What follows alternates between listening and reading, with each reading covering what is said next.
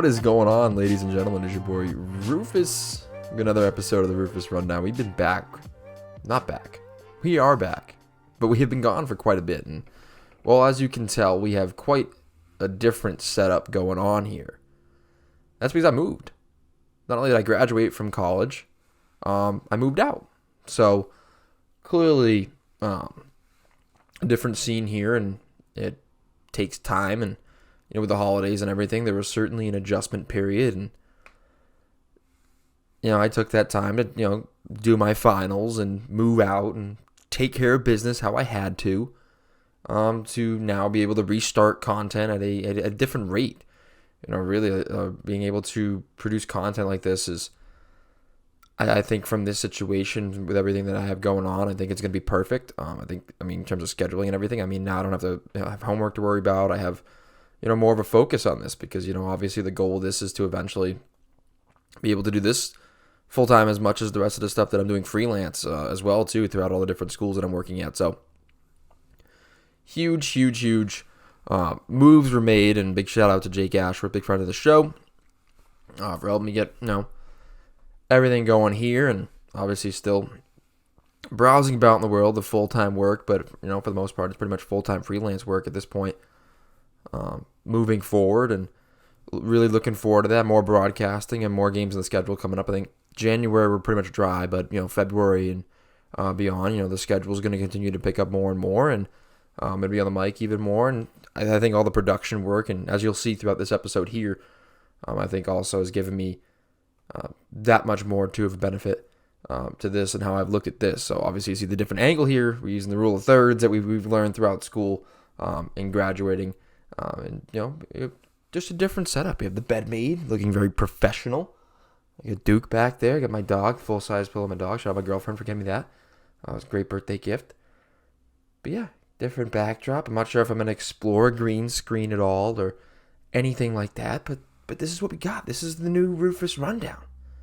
And I'm excited to, you know, embark in this thing that we called life and see how it, you know, goes throughout with me and how I continue to pursue my career goals, but also the Rufus Rundown obviously still being the home for pretty much all my takes. So, the great city of Worcester has welcomed me with open arms.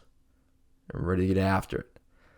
I hope everyone had a Merry Christmas or whatever holidays you do choose to celebrate. I mean, we still have time for the New Year as well.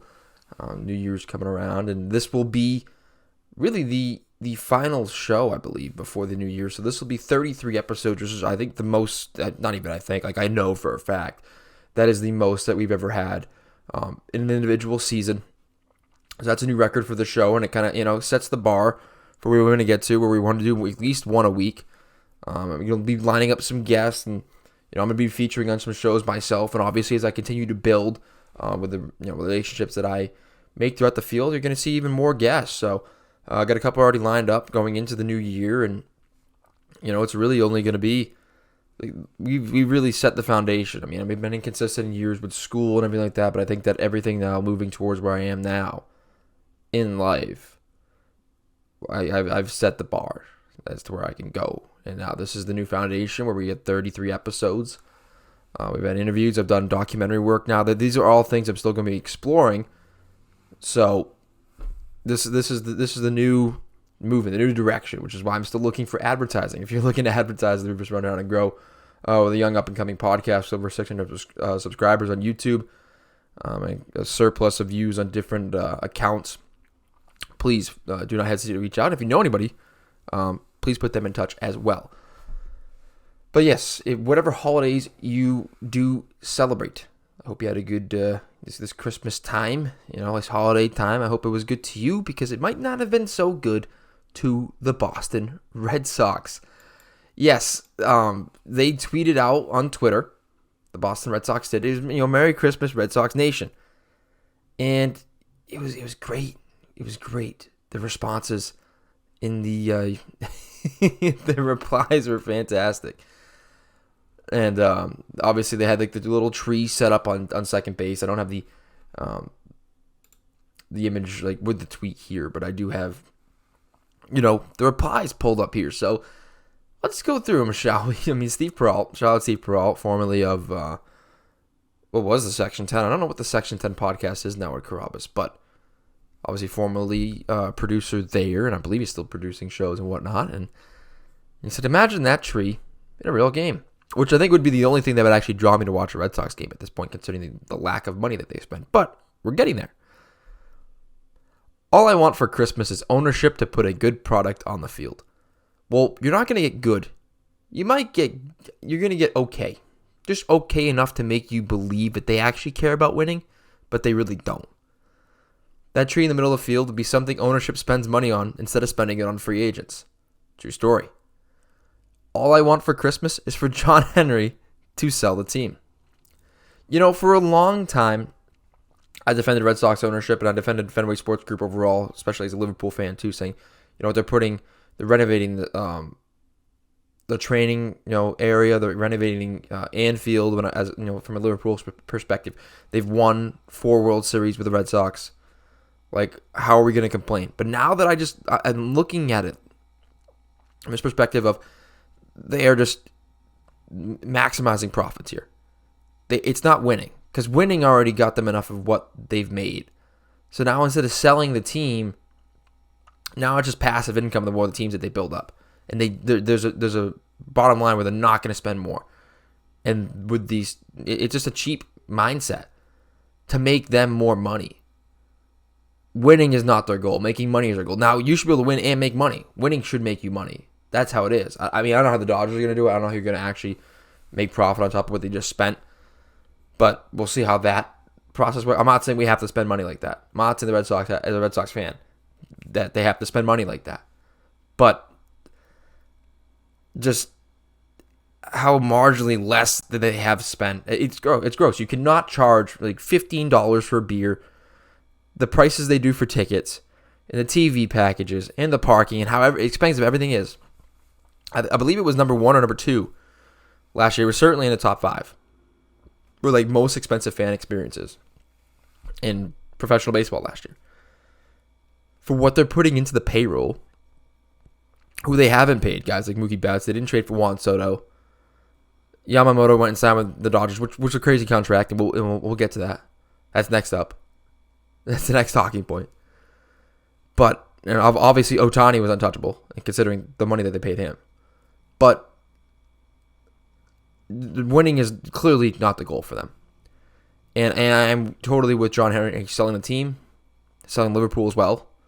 Like, I'm done. Like, you cannot defend them anymore. He's strictly in it for profit. And I'm not saying as an owner of business you shouldn't be trying to profit. And, you know, in terms of capitalism and everything like that, like, do believe in it. Should be able to do it. Make money. It's your business. It's billions of dollars worth. But at this point, what you could sell the team for in comparison to what you bought it for, if you're not willing to invest into legitimate winning, to what it takes. I'm not saying you can spend away your problems, but you need to spend to an extent, and they will not do that. We are not the Tampa Bay Rays. We are not a small market team. We have money to spend. Let's spend it. It's incredibly that Jordan Montgomery is actually going to be out of the price range for them too. At least that's according to reports. Like, good Lord. Like, what happened? Where has like any type of competitiveness that's gone? Like, if you're just paying, you know, each player, you know, no team has not paid in one. That doesn't mean that if you just, you know, spend $1 billion on 2 players, you're bound to win. There's a happy medium there. There's somewhere in the middle you're gonna have to find. And Dave Dombrowski, you know, you don't have to, you know, sell the entire farm. Like, you know, there's ways to work through this. There's also a risk in it. Now, whether Craig Breslow is just the next pawn in the system for the Red Sox to continue to maximize their profit and maybe convince you that they're trying to win enough without actually winning, because they were in it till August last year. Is that like what we're on path to do again? I'm not so sure, because this is fresh blood. I mean, they just scapegoated Heim. They just made, you know, they had let Heim run his system, then put it on him. But anyways, next comment. Sell the team to Santa, please. The cost to hire someone to generate this image costs more than what you've spent in free agency this year. Probably true. Although I do like the Teoscar Hernandez signing. Surprised the team spent money to tweet this. I'm glad you are merry because this offseason by the Red Sox has made me into a Scrooge. Check your revenue plummeting. Actually, not true. The revenue is probably way up. They're actually one of the top 15, I think, according to Forbes in the last year, or maybe the year prior, earning sports organizations in the world. That's everybody, top 15. I'm pretty sure they're 12 or 14. I have to pull up the Forbes list to actually look at it, but they are one of the certainly top 20 earners in terms of professional sports organizations in the world. Revenue is not plummeting. But their payroll is, which is where there's the disconnect. That's where the problem is. Since the yellow check mark costs $1,000 a month, cancel that account and use that money to sign some players. I pay for my check mark now on Twitter. But is the yellow one $1,000? I don't know. That one I can't fact check. But stop is the next one. Man, the new second baseman is huge. Hopefully he can field well enough. Yeah. Yeah, now we're getting into some actual baseball. This a boo in all caps. Cheap. Ownership deserves coal. It was reported that the Red Sox demonstrated interest in Christmas, but John Henry wasn't willing to pay what was necessary to have a top-end holiday. Merry Christmas, social media manager has nothing to do with signing players. Yes, it's not the person on Twitter dealing with the dumpster fires. It's not even going to get to John Henry. It would be a Merry Christmas if you stopped acting like a poverty franchise and actually spent money and didn't nickel and dime another sub-500 team again. But we all know it's just another page in the portfolio, and winning doesn't matter anymore. What did I just say? I did not look at this deep into these beforehand. Oh, I wish I pulled the picture of this. It's the Scooby-Doo and the gang pulling this guy's the Craig Breslow mask off, and it's just him underneath. It's the same thing. It's just a pawn. It should just be a chess pawn is really what it should be. And then you have all the FSGL things, which realistically you just pull from Liverpool soccer. But overall, yeah, not a Merry Christmas in Red Sox Nation. It was trending for quite a bit. Maybe it's just because I was in the area, but certainly thought it was worth touching upon. Now, in terms of the money the Red Sox didn't spend on a player who took an incredible deal in, and it was alleged, too, that Yamamoto was willing to just go to the Dodgers because Ohtani was there. Like, he's just following his buddy Ohtani. Now, recent reports have come out to say, hold on, wait a second. He didn't follow Ohtani. He would have went to the Dodgers anyways. And geez, I wonder why. He earned the largest pitching contract in MLB history. 12 years, $325 million. Which beat out Garrett Cole's by $1 million from 2019. So with the inflation there, maybe it wasn't that much more than Garrett Cole's. But still, numbers-wise, the biggest ever for a pitcher. Never pitched professionally in America. And struggled the World Baseball Classic. And I love how they were trying to spin it off that he didn't want to follow Ohtani. That he did want to follow Ohtani originally. Like, as if the $325 million wasn't a good enough bargaining chip. Like, oh, yeah, no, he wanted to go play for Shohei. Then why did he get overpaid $125 million over the original, like, thought of, like, $200 million? I think $200 million was the original range for Yamamoto, which is where I think, like, people thought that there was a reality there. And it really didn't seem like that bad of a number. 10 years, $200 million. 12 years, $325. But he was just going to play with his pal Shohei. His Japanese teammate Shohei. That's why he wasn't the extra $125 million over the original value that we believed he was supposed to have. No. It wasn't that. He just wanted to go play with his pal. And the extra $125 million was just, they could have gave it to him, could not. It wouldn't have made a difference. He was just going to play with Shohei, which of course, Shohei, 10 years, $700 million, but deferring $68 million a year, which, again, no taxes taken out in that. It's just different, and it changed up everything out there in the West. Biggest contract ever for a professional sports player, and it'll take over for Bobby Bonilla on like an incredibly different level of being that much money. which I still think it's absolutely insane in this economy to give a professional athlete that kind of money guaranteed and then deferring it. I don't know how that works out with the luxury tax and everything either. Obviously, it allows them to make deals like this with Yamamoto and Glasnow and still pay Mookie Betts. Clearly, those are all still there. And, him deferring a lot of that money allows him to go, pursue that. But what does it do long term? Because if you just continue to defer, like when they kick into deferring it, he'll still get his, but I don't know how it works against, I don't know, collective bargaining wise. This certainly could be some sort of loophole from a team. And, shout out to Ohtani for it. I don't want to, crush the deferring the money thing and how it changes it up. Like, I think it's smart.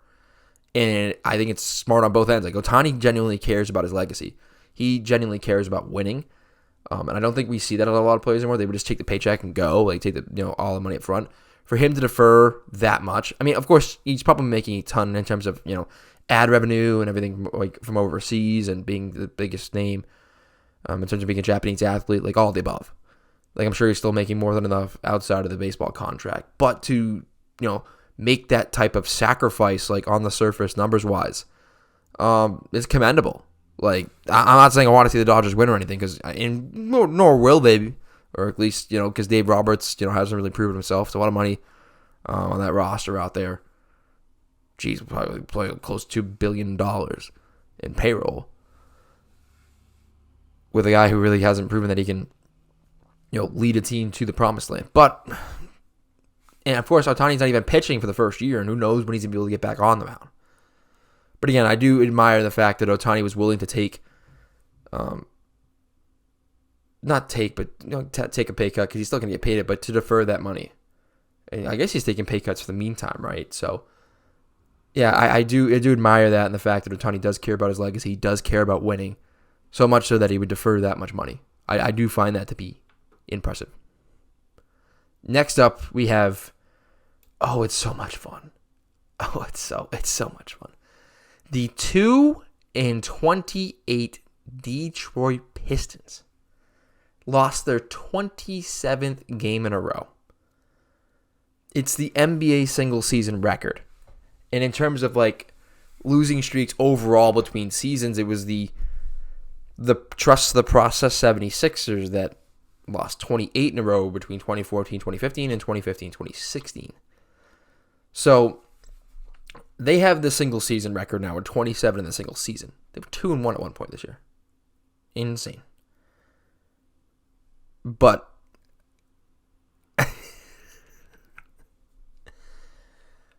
oh man. They have a chance, not only, obviously they've already done the single season, but they have a chance in terms of just overall to have the longest losing streak just ever in general in one season. So they're just, they're just doubling up there. They have some talent in this team, and Cade Cunningham, who's dropping like 40 and they're still losing. Now they've had some draft busts. They've had some guys that they've missed on. But again, I think the one thing you're looking at here is Monty Williams signed the biggest contract in league history at the time with incentives that could exceed over $100 million. $100 million for the coach of a team that has led them to 2-28 in 27 consecutive losses. I mean, my goodness. How do you explain in the world of professional sports? How do you explain that? Like, how do you quantify 27 losses in a row? Like, there's winless teams in high school seasons and whatnot, but at the professional level, you just don't see this at all. I still can't wrap my head around it. Of course, they have Erswar Thompson, Isaiah Stewart, Wiseman, who just never panned out, Monte Morris, Kevin Knox, another guy who's panned out, Jaden Ivey, it's a high draft pick. Killian Hayes was as well, too, but hasn't panned out. Joe Harris, Jalen Duren, I think was another higher draft pick. Cade Cunningham, obviously. Malcolm Casalone, Alec Burks, who's like Marvin Bagley and Bojan Bogdanovic, who's the highest paid player on the team at $20 million with the salary. Joe Harris right behind. I mean, this is not a 2-20. What did I say? 2-28, 2-20 basketball team. This is ridiculous. I don't. And to have a coach you pay that much, like, you wouldn't pay a guy that much to tank. You tank, then pay someone that. Like, this is not tanking. I don't know what is going wrong there. But, like, but you almost have to try to lose 27 in a row, right? Now, they have the Celtics coming up with Jason Tatum and Jaylen Brown, both questionable with injuries, which certainly could spice things up a little bit. I don't know if I'd go to bet that one. Bet the Pistons money line. But when do we see this ending? Please, Twitter should be LucasJ16 over on X, or any of the social medias that I will have in the description below. Please let me know when you think this is going to be over. 2-20. They're on pace to go. What did I see? 5-77 is what they're on pace for. Like, we've seen single-digit win seasons before from NBA teams. And imagine they're in the lottery. They don't even get the number one pick. Like, I think they go to pick 4th or 5th. They have, like, like, it doesn't, no matter, like, the more losses you have doesn't change your lottery luck. Like, it's just where you place. It's not how bad you were in that spot. If you're the worst team of all time, your percentage chance of getting the first pick still is what it is, as if you're the worst team in the league. No matter, like, how bad. If you're the worst team in league history, you're the worst team that season. There's no difference. It's just the worst team that season. And that could put your pick really just anywhere in the lottery, depending on how it goes. Not likely, but we've seen it before. And we've seen teams jump from fourth to first. So, like, there's no guarantees here. And they've had plenty of top draft picks now, too. Like, this is not the Thunder. Like, where is the light at the end of the tunnel here? 2-28. 27 loss. Like, it just seems fake. It seems like an expansion team. Or like they call up a G League team to play instead. Or it's like a college team with, like, super hampered recruiting violations. Like, they were from recruiting violations. Like, they couldn't recruit certain players. Like, you do not, like, at the professional level, this is, we've seen, and it's really only out of the Detroit and Cleveland where we see such disaster. The Cavs for a while there, but they weren't, like, this bad. The Lions, 0-16. At least the Lions have a good season. Don't know if they're a Super Bowl team yet still, but actually I do know that they're not, because their defense is so suspect, even though they do force a lot of turnovers. But besides the point, obviously the Browns, quite bad as well too. But I just don't. Do I remember, like, the Sixers? Like, I remember, like, it being, like, the running joke, and I just don't know if I remember them being this bad. I guess they were, maybe not 2-28, but, like, they were quite bad. I think they lose 28 in a row. So, but, like, between the span of 2 seasons, I'm not sure if I remember being this bad. Oh, it's certainly interesting. I just don't know where the light at the end of the tunnel is, because you had Cade Cunningham, I really like. A couple of guys on the team. I think Jaden Ivey too. Hayes just never really panned out. I mean, let's take a look at the stats here. Let's take a look at the Pistons roster. I mean, Archibald Thompson, 7.6 boards per game. Cade Cunningham with 7 assists. Killian Hayes has been playing bad defense, and Archibald Thompson obviously with blocks too. So 23 points per game from Cade. Bogdanovic with 19, Duran with 12, Ivy with 12.4, 10 from Bagley, 10 from Stewart. I just think it's the fact that they run so many bigs all the time. I don't think they can play small ball at all. They get stuck in these, like, double big lineups, or, like, these double centers. Like, Isaiah Stewart playing power forward, like, a lot. Like, I think they ran small ball a lot more. Because Cade's got he's got a lot of length. So does Ivy. So does Archibald Thompson. So, like, when you look at, like, the guards, let's see on this team, like, look at depth. So Hayes, Cunningham, Bogdanovic, Stewart, Duran. Like, you just can't, like, Archibald Thompson has to start. Ivy has to start. Cade has to start at point guard. Like, you could definitely run some different lineups. Maybe run Bogdanovic at the 4 and Stewart at the 5. Or make some moves here. Because you just don't have so much, like, length and athleticism from, like, what you can play in your backcourt with wing players, especially in the NBA today. And they're stuck in these double bigs lineups. Like, it almost makes you do think that there is some sort of tank going on here. Because, like, it's just, actively trying to set basketball back, in which they're setting the record back to, I don't know, 2-28. But I guess that's enough negativity in terms of the Detroit Pistons. I mean, enough has already been said, so we're going to stick with the negativity, though. We're going to stick with the negativity. We're going to take a look at Ja Morant. Now, Ja Morant, of course, been suspended multiple times the last couple of years for firearms on his Instagram Live. A lot of jokes, a lot of talk about that. He went through a quick bout with therapy, came back, did the same thing over again, and now he was suspended for a longer period of time. Of course, there was the whole event where him and his family pointed the laser beam that was attached to a weapon at one of the Indiana Pacers staffers. There's been a whole lot with Ja Morant, and a lot of things have been said about how he grew up and how he didn't grow up like that, and that this is all forced, and we don't understand why you're trying to throw your career away. But anyways, he's had some success since he came back. He's performed very well coming back this season. He, as a matter of fact, since in the games that he's played in with the Grizzlies, of course, much better roster than the Pistons.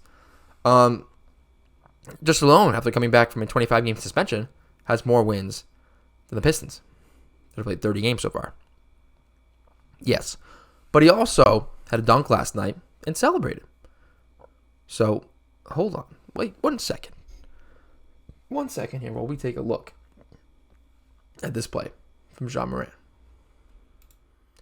So here we go. Good ball movement here against the Pelicans from the Grizzlies. The lob up to Ja Morant, yamming it down. Battle between 1 and 2 picks. And then Ja Morant with a little celebration here. Ooh. Wait a second. Wait, whoa. Oh, and look at him right here. Hold on, slow down. Look at him realize. Oops. Here we go again. Do we think there's any recognition in his part that he just flashed guns? Fake, finger guns? After everything he's been through, the multiple suspensions, how he's supposed to be a better person. Right here. Is there a moment of, is this the moment here in his brain where he's like, oh, wait a second. Should have done that. Is that recognition right there? Wind it back again. Here we go. Just having a good time, Selman. Wait a second. Wait. Ooh. Yeah, no. I think there's a little bit of you can see the gears turning in his brain. Wait, can't do that. Shouldn't do that. Incredibly talented player, Ja Morant is. And again, this wouldn't be a big deal had, the previous stuff not been a problem with him, had it not existed. But, supposedly there's been reports that, he really hasn't changed his lifestyle. He hasn't really learned from his mistakes. So, again, I'll just keep it on a loop here. Ja Morant, one more time.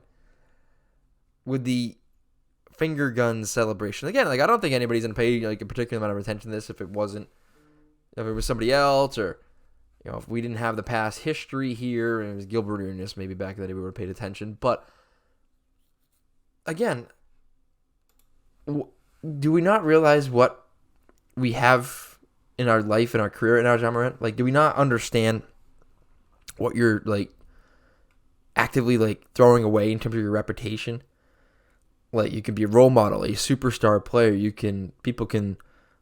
Kids can look up to you. Fans can look up to you. You can be the face of a franchise, and you just continue to do things that have us look down upon you in that sense. I don't want to, because he's a talented player, came from small college, and has done incredible things, and continues to do incredible things, but incredibly stupid things too. And again, this for me, nobody would pick this up on the radar if the past 2 events hadn't happened. But you have to know better. You just have to know better than this. And again, I think there's a moment of recognition there in his brain where he's oh, nope, shouldn't have done that. Maybe, but just not enough. You just really have to be more mature, especially getting to where he is in his career. You just have to be more mature. And if you can't, how are you going to trust this guy late in games and to build the franchise around when he continues to do things that seem just so simple to avoid? The stupidity factor here just not It's not it. I don't want to call another person stupid, a professional athlete stupid, but this is this type of celebration, the way he's acting, what he's willing to throw away, what he's risking in terms of his NBA career. Yes, I think it is dumb, flat out stupid. And I don't like to throw that around or say somebody sucks or someone's stupid. I don't, especially with professional athletes. Because when I'm sitting here in my room throwing it out there, like, who am I? I don't understand all that. But I do understand that I can act as a better person, know that my actions have consequences, and have put myself in good positions and taken myself out of the bad ones that can get me in trouble. I understand that, like, with consequences, a lot of things can suffer. Jobs, work, my reputation, my work in the field. There's so many things that, like, can create problems, can create trouble for me that I will avoid. DUIs, whatever. This one happens to be firearm related. It has been publicly documented multiple times. And here we go again. Not as deep. At least he didn't pull out real guns. But again, with all the reports and everything, being that he really hasn't changed, why? You have an incredible opportunity to be a professional basketball player. How many kids would kill to have that? People, humans of all ages would kill to be in that position and do what you're able to do in a basketball court. And you're too childish to realize that. Make the sacrifice it takes to be one of the best in the game. Continue to do so. But you just can't do it. Can't make the sacrifices. So, unfortunate there. I'm John Morant. We're going to move on to, negative in the sense, depending on how you look at this, I think it's positive. Because this is a guy who this is the other side of the coin in terms of a person of character that now younger people can look up to and the situation as it is itself. Yes, that is Max Crosby. Mad Max. The Raiders were able to defeat the Chiefs 20-14 on Christmas. Aiden O'Connell didn't throw a pass after the first quarter. Not a single. He didn't attempt a single pass. Didn't throw a pass after the first quarter. Did not throw a pass after the first quarter. Absolutely insane. To lose a game in which the opposing team's quarterback did not get into a shootout, like it has shown how bad things have gotten. Aiden O'Connell did not throw a pass after the first quarter. But I think a big part of why the Chiefs struggled so much in this one. It's been recent in general, just like what's like been going on with the Chiefs. But Max Crosby, man, you saw it on Hard Knocks, like what they had to do to prepare for this guy. And what he's overcome, too, with addiction and alcoholism, he's been able to overcome all that, and he's been very dominant for the past couple seasons. It was a mid to late round draft pick when he came in. I believe Eastern Michigan is what he played at. He came in out of Eastern Michigan. He's first in solo tackles. He's 19. Third in assisted tackles with 19. So, incredible lot of tackles. 14 sacks, which, again, I don't think really speaks to like his hurries and his pressure rates, and which I don't have the PFF description, so I can't get you all those, but he does rate as a 91.8, and just been an absolute force. And I think he's really, with the changing of the coaching staff, which I think has been an absolute positive for the Raiders. And once again, like if you don't learn from the Rich Bisaccia situation, where you have a charismatic interim head coach, and again, I don't know if you want to go with the defensive-minded head coach, and you don't want to make emotional decisions, but I think if you learn from the lesson of letting go of Bisaccia to hire a guy like McDaniels, this time around you look at it and say, look at what Antonio Pierce has been able to do in this period of time. Look at what Antonio Pierce means to these players, and he at least deserves a shot. And maybe you have to move on after this or whatever. Maybe you don't draft a quarterback. Maybe you're not ready to buy into that much yet. Maybe you need another year. But to have a character individual like Max Crosby and the way they built around him is impressive, because I think he's really like embodied what the Raider culture has to be, and I think that he's been very well spoken in the press, and I think he brings a lot of energy. I think he's able to rally the troops, and just his relentless effort and like the level that he plays at is all so admirable. And I think the results you're seeing from the Raiders on the field, who still could win the division if all hell breaks loose with the Chiefs.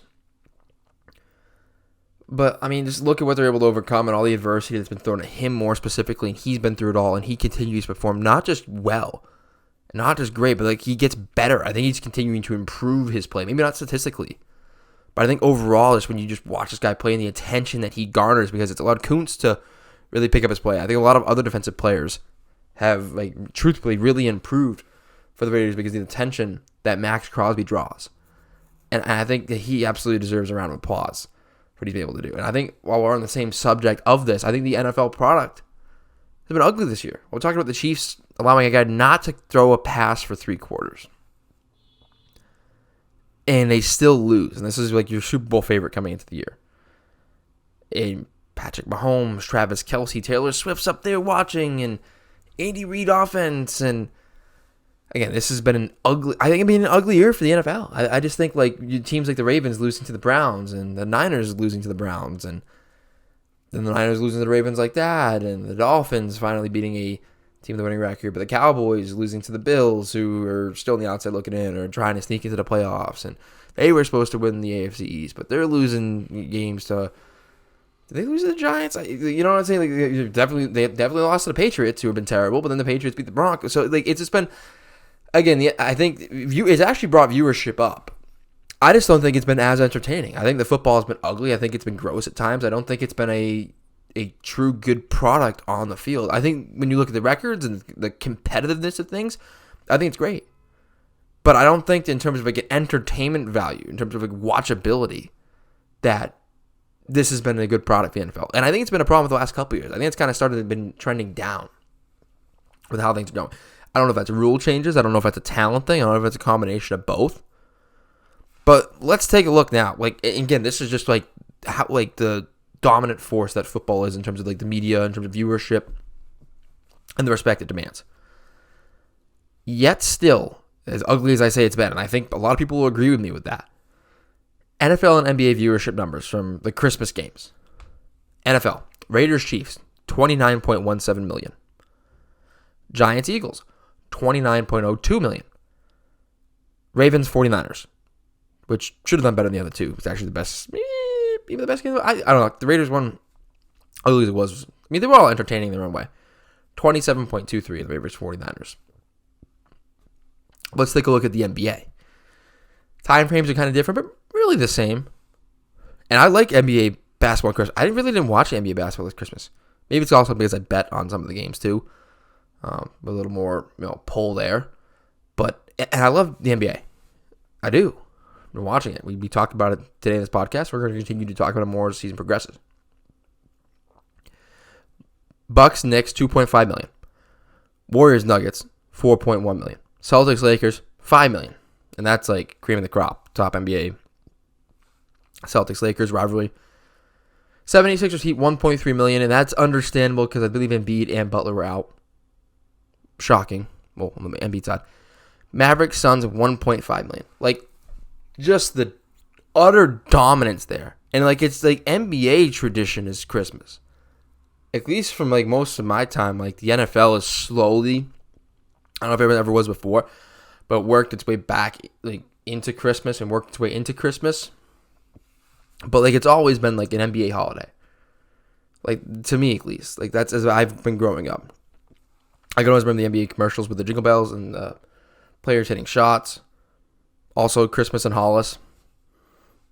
Christmas in Hollis with the ESPN NBA advertisement was always something that I remember as a kid and growing up. And now the NFL just rips Christmas away from the NBA. I mean, with numbers like that, you can't argue it. And it does, I don't think the level of football that's being played right now in the NFL deserves it. Not to say that the NBA is that much better because of the amount of just lack of defense that you can even play. Maybe that's the trend with both teams, or I'm sorry, both leagues. But then you see a game like that with the Raiders defense, and then you really can't make the same argument. So, again, ugly. 4 picks from Brock Purdy. The Giants benching DeVito, Tyrod Taylor coming in, and the pick 6 with the guy falling down. I mean, I know it's just the game itself and the sport. I understand all that. But I don't know. Am I crazy? Let me know, please, on the social medias as well. And please call into the line so I can get the number up here. And I don't remember it off the top of my head. So we'll work towards the voicemail lines coming back. But please let me know. Like, has the NBA? I'm sorry, not the NBA. Has the NFL been like less watchable this year? Like, I'm gonna watch either way because I'm like winning my pool. I make the locks. I make the picks. I love football. Love watching the games. But, like, has it been less watchable than anybody else? Like, has the product been not been the same? Because I think it's been worse. I think it's been some ugly, disgusting product at times on the field in the NBA. Speaking of ugly and disgusting products on the field, let's talk about the Denver Broncos. And they lost to the New England Patriots. As you can see there on your screen, that is the Russell Wilson trade. What the Broncos got and the Seahawks got. So, if you have not yet heard this news, I encourage you to fasten your seatbelt.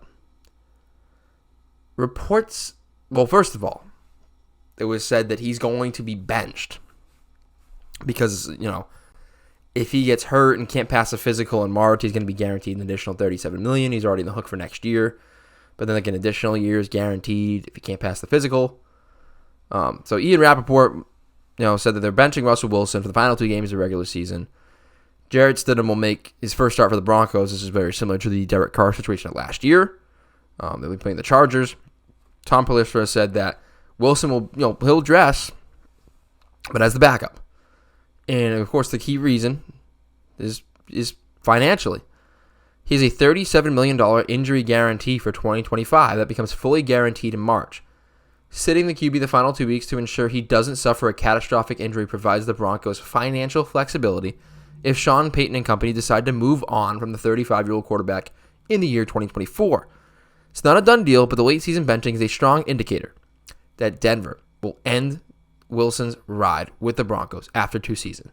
He is due $39 million fully guaranteed, and I hope the Saints start to think about doing the same thing with Derek Carr being owed $40 million guaranteed. And Sean Payton, spoke on it and said, "Look, I can tell you, we're desperately trying to win." They're still in the playoff hunt, by the way. They're still in it mathematically. They're still in the hunt here.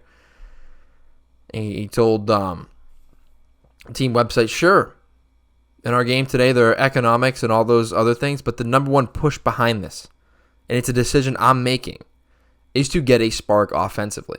And this guy really, I thought played better than he did last season.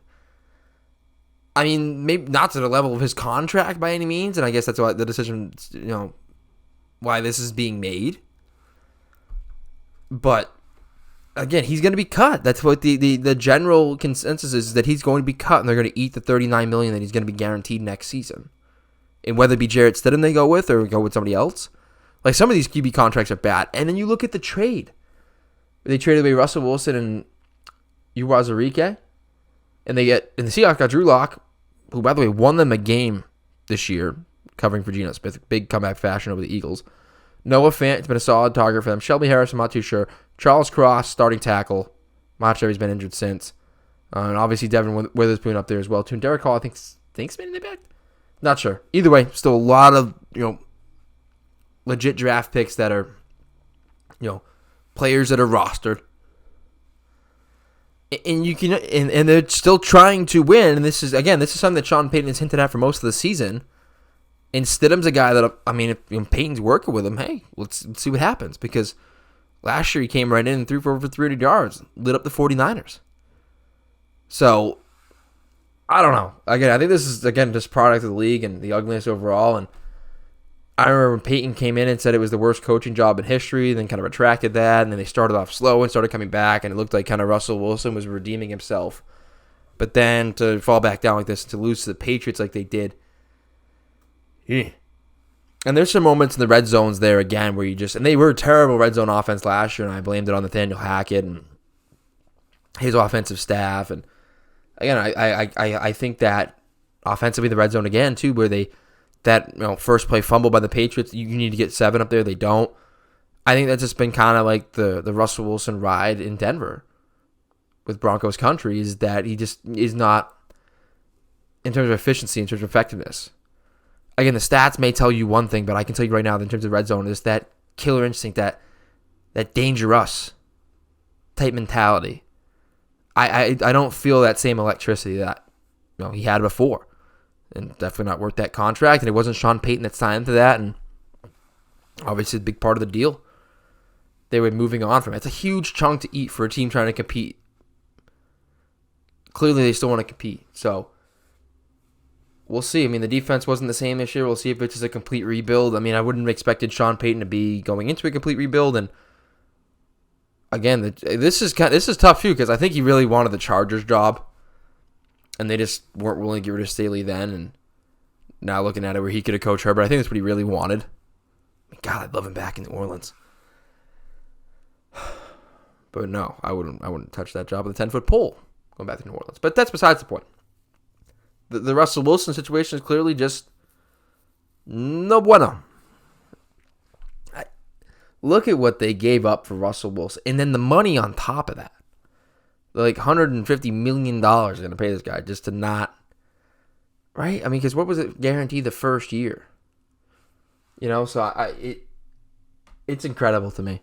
Like, that's one of the worst contracts, worst transactions I think this league has ever seen. But the ride will be over, and we'll see what the rest of his career holds, because now we get to work towards someone who we really thought their career was well over, and now all of a sudden they are 10-5 and looking to do damage in the playoffs. And they very well, with their defense, might win a playoff game. Never would have expected this. Amari Cooper going off for 250-plus yards. Crazy week, especially if you had him in fantasy playoffs. They threw a couple interceptions, but they're winning ball games. I never would have expected this, being the fourth quarterback to play this year for them. That is Joe Flacco. Joe Flacco is at plus 400. Plus 400 for comeback player of the year. And Amari Cooper, 265 yards. And he said he would attribute most of it to Joe Flacco. He said, to be completely candid, I would attribute most of it to Joe. He has an incredible feel for the game. He has an incredible arm. Off the couch, yet still incredible arm. That's not his quote. Anyways, I think obviously with the relationship between a receiver and a quarterback, it's a symbiotic relationship. The best way to explain it is that we mesh well together. There's so many teams that have misused Amari Cooper, haven't been able to use him. Now he's dealt with some injuries, and this dude just steps in a couple weeks now, 265 yards. And again, they've built up a good relationship. And it's so impressive to me. And again, Damar Hamlin's still favored. Like, the guy's played like 2 snaps this year. It should not be Damar Hamlin. As much as that story was incredible, like we cannot allow the NFL to milk this any longer than they already have. But Joe Flacco, off the couch, they're going to win a playoff game. I don't know who they're going to beat, who they're going to match up against, but the way their defense plays with Myles Garrett and other guys, even though there's a lot of guys hurt, he's going to find a way to win a playoff game. I don't know who it's going to be against. I don't know how long it'll continue into the playoffs. He's going to find a way to get into the dance and win. Well, I mean, 10-5, I think they clinched.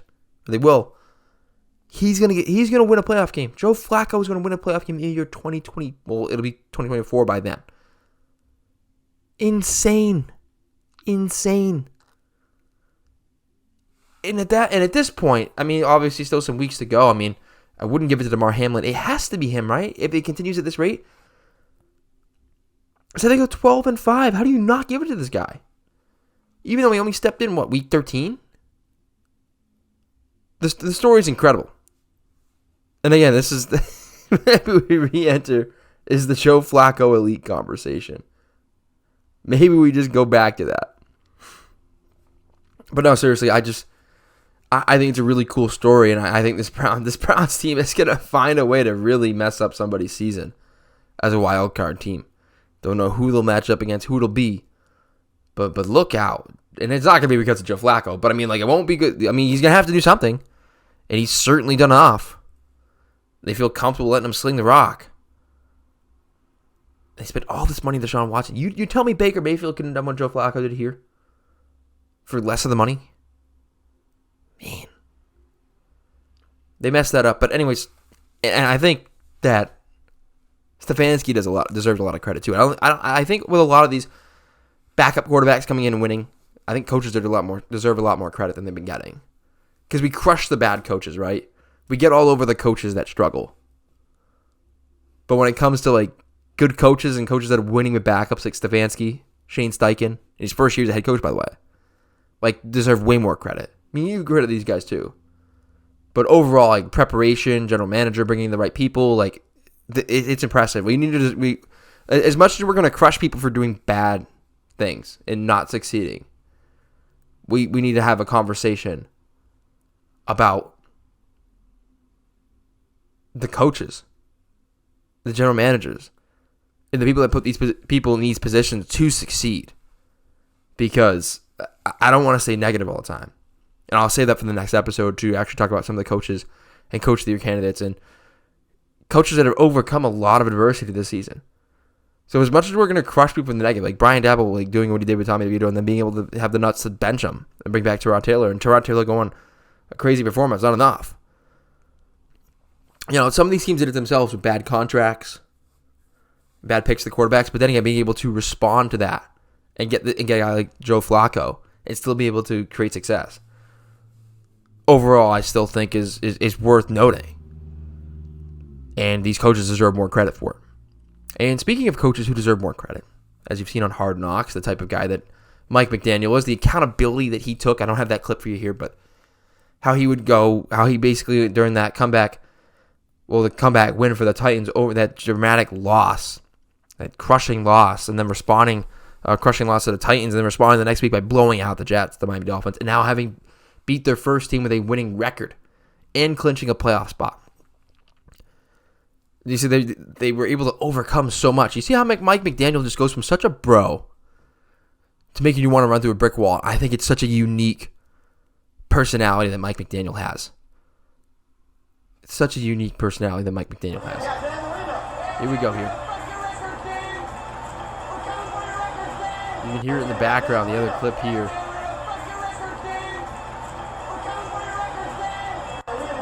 Look at the background. Such a unique character.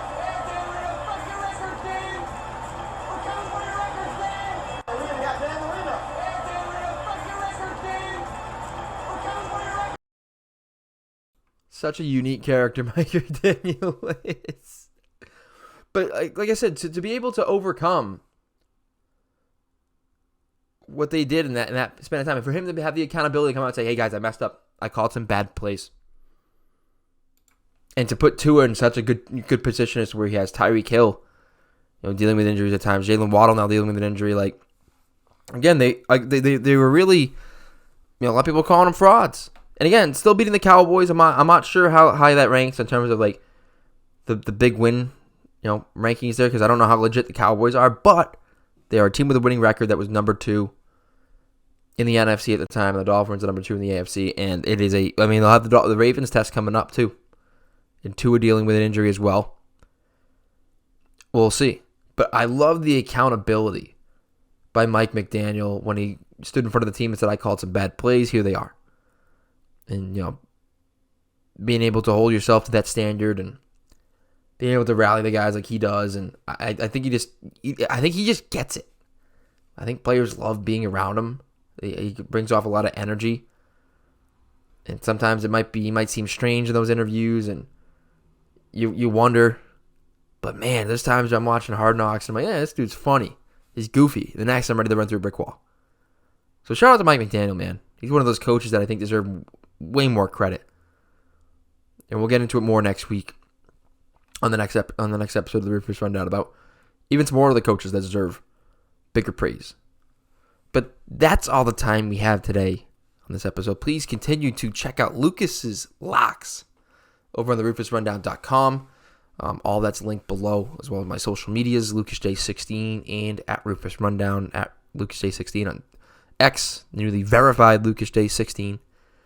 Instagram should be official LucasJ Ferreira, and I believe that's at Rufus Rundown as well.